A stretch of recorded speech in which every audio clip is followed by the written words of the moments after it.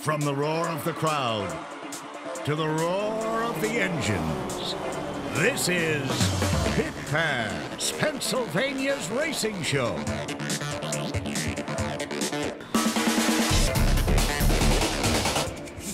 Pit Pass features all your favorite tracks, interviews, highlights, thrills and spills. And here are your hosts, Ron Fox and Jan Miller. Hello and welcome to our second show of Pit Pass this year. Slowly, more and more tracks are opening this season. Such was the case on Friday, where Lernerville Speedway kicked off their Fab 4 racing for 2014. We will have some highlights from there, as well as some of Saturday's action from Susquehanna Speedway Park. Also, later in this show, we have a story about some new combinations within the PA Posse teams. Well, we will start this show off with some highlights from the 25-lap Super Late Model feature from Lernerville Speedway. Russ King in the red 56 machine would lead the field to the drop of the green. As he pulls away down the front stretch, Tommy Beck in the 91 and the #1 Cochran ride of Mike Pegger Jr. would take up the battle for second. Pegger would clear Beck as they go into turn 3. 4th through 7th place is tight, with Jared Miley in the black and white H1, the 66 of Todd Bachman, J4 of John Garvin Jr., and Michael Norris in the black 72, using up much of the track as you see here. Norris runs off of the backstretch trying to work the outside of Bachman. But we only get 2 laps in the books as Ken Schultenbrand gets stuck on the backstretch to bring out the yellow. On the restart, King is able to slide up in front of Pegger. Miley begins to close on Beck for the 3rd spot as they approach turn 1. Running the middle groove, Miley is able to take the position away as they exit 2 and power down the back chute. Up front, Pegger hugs the bottom in an effort to overtake King.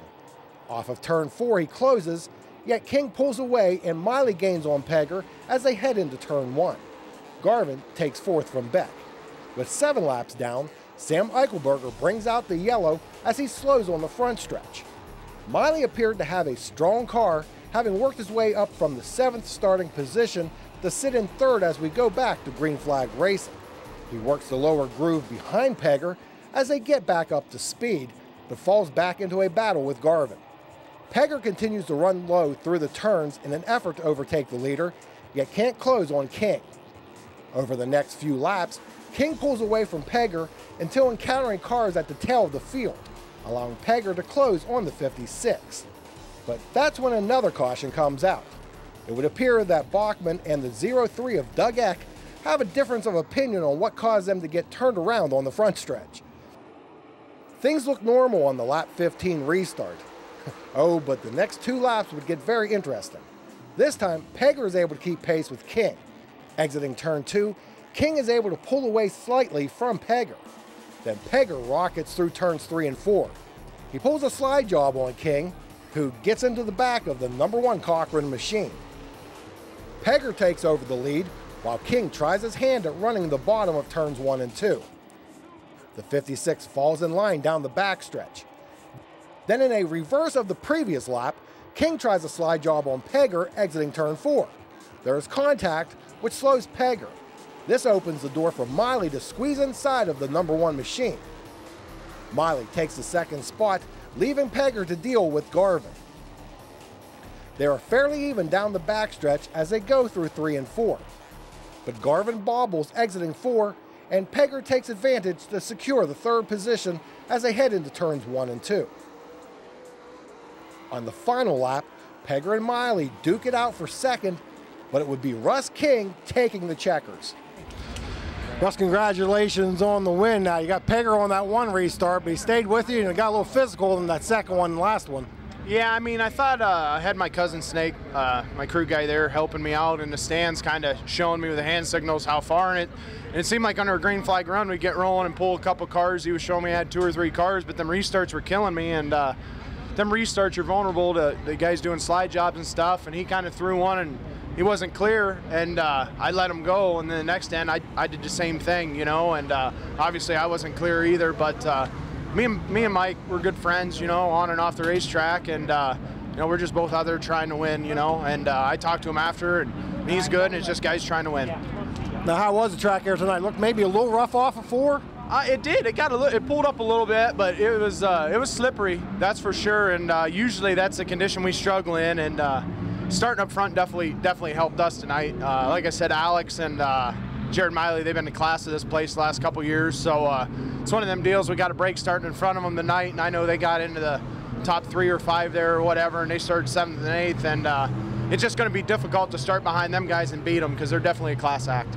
Yeah, I heard you say after the race to someone else that maybe have a little bit to work on. Well, we do. We've only run this car 3 times, and super happy with it. I got to thank Mark Richards, Matt Barnes, Steve Baker, Brian Doherty, everybody at Integra and Rocket Chassis, Jack Cornett for the engines, and it's coming along, you know, and it's just a little bit different than what I was running. And now that we got a pretty good baseline for this situation, we can kind of tweak on it from there and see what happens. Do you have any set plans as far as your schedule for this season? Not really. My only set plans is making sure my dad and brother can go and run every weekend. You know, they work hard every week at our business to pay for all this stuff. So if they want to race 3 nights a week, we'll race them 3 nights a week, and whatever I can fit in between there, we'll do. But you know, that's the biggest thing. You know, I really enjoy being around my dad and my brother racing, and a little short on help. We had some people, you know, pass away this off season. Our crew guy Johnny and my good friend Will Thomas's dad, Bill Thomas, passed away. And I just want to dedicate this win to them. So it's Russ King taking the victory in the 25-lap super late model race. Pegger edged Miley at the line to regain 2nd. Defending track champion Alex Faree came home 4th ahead of Garvin. The front row for the 25-lap 410 sprint feature was made up of Corey Good in the 40 and the 11 of Scott Priester. But Priester fell back at the start of the race. In no time, a battle would ensue for 2nd between the 10 of Carl Bowser and Logan Wagner in the RG3. Bowser has a spot by the time they hit turn 3.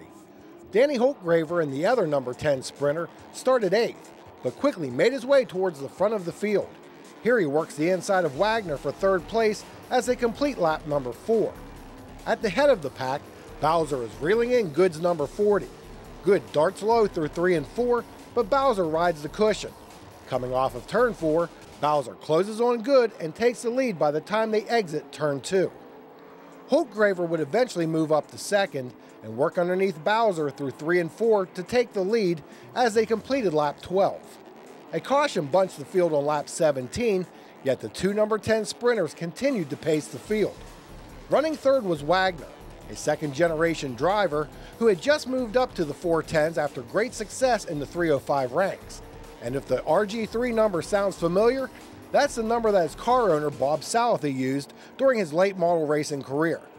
Down the stretch, Danny Holtgraver held off Carl Bowser to pick up the victory in the 25-lap event. Wagner finished 3rd, pole sitter Corey Good was 4th, followed by Brandon Mattis. In the big block modified feature, Brian Schwartzlander picked up his 83rd career win, which extends his all-time record for the division. And in the sportsman, Terry Young picked up career win number 5 as he held off Corey McPherson, who has won the past 2 championships. You saw Danny Holtgraver pick up the victory in the 410 sprints. Technically, he's won 2 in a row at Lernerville. He did win the 2013 season finale there. From Lernerville, we will go to Susquehanna Speedway Park. Some of Saturday night's action coming up next. Pit Pass is brought to you by Milheim Small Engine, your local Husqvarna dealer, located just 1 mile west of Milheim. Pocono Raceway, the Tricky Triangle. Visit PoconoRaceway.com for tickets. Health South Nittany Valley Rehabilitation, the choice in stroke care. What is it that makes a Husqvarna dealer a Husqvarna dealer? Well, just look close at the engineering in our outdoor power equipment. We're known for high performance and reliability in everything we make. So is it any wonder your Husqvarna dealer is also known for high performance and reliability in everything they do? With a nationwide network of Husqvarna dealers, there's one just around the corner. Milheim Small Engine and Hardware is located just 1 mile west of Milheim.